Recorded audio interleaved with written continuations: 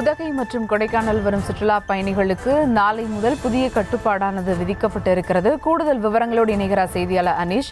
வணக்கம் அனீஷ், என்ன மாதிரியான கட்டுப்பாடுகள் சுற்றுலா பயணிகளுக்கு விதிக்கப்பட்டிருக்கிறது? விவரங்கள். வணக்கம். நீலகிரி மற்றும் கொடைக்கானல் மலைப்பிரதேசங்களுக்கு வாகன வரவு குறைக்கும் வகையில் இ பாஸ் நடைமுறையில் உள்ளது. இந்த நிலையில் கடந்த சில தினங்களுக்கு முன்பு சென்னை உயர்நீதிமன்றமானது இ பாஸ் நடைமுறையில் புதிய திருத்தங்கள் அறிவித்திருந்தது.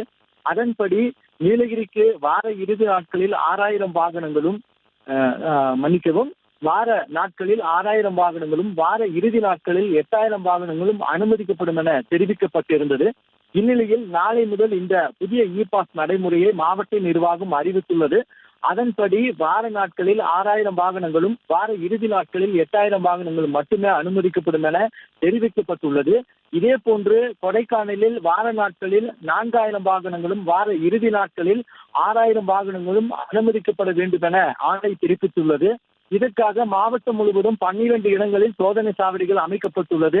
கர்நாடக மாநிலத்திலிருந்து வரும் வாகனங்கள் கக்கநல்லா சோதனை சாவடியிலும், கேரள மாநிலத்திலிருந்து வரும் வாகனங்கள் 3 சோதனை சாவடிகளிலும், தமிழகத்தில் இருந்து வரும் வாகனங்கள் பர்லியார், குஞ்சப்பனை ஆகிய சோதனை சாவடிகள் என 12 சோதனை சாவடிகளில் வாகனங்கள் கண்காணிக்கப்பட்டு அனுமதிக்கப்படுகின்றது. இதே போன்று கொடைக்கானலில் நுழைவாயில் பகுதிகளாக உள்ள வத்தலகுண்டு வழியாக வர உள்ள காமாக்கப்பட்டி காவல்துறை சோதனை சாவடி, பழனி வழியாக வர உள்ள ஐயம்புள்ளி சோதனை சாவடி உள்ளிட்ட சோதனை சாவடிகளில் நாளை முதல் இ பாஸ் சோதனையானது தீவிரப்படுத்தப்பட்டுள்ளது. மேலும் மருத்துவ சேவை, சரக்கு வாகனங்கள், போக்குவரத்து வாகனங்கள், நீலகிரி பதிவு எண் கொண்ட வாகனங்களுக்கு தளர்வுகள் அறிவிக்கப்பட்டுள்ளது.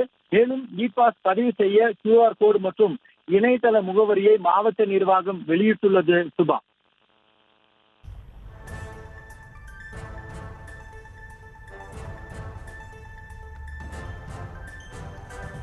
விவரங்களுக்கு நன்றி அனீஷ்.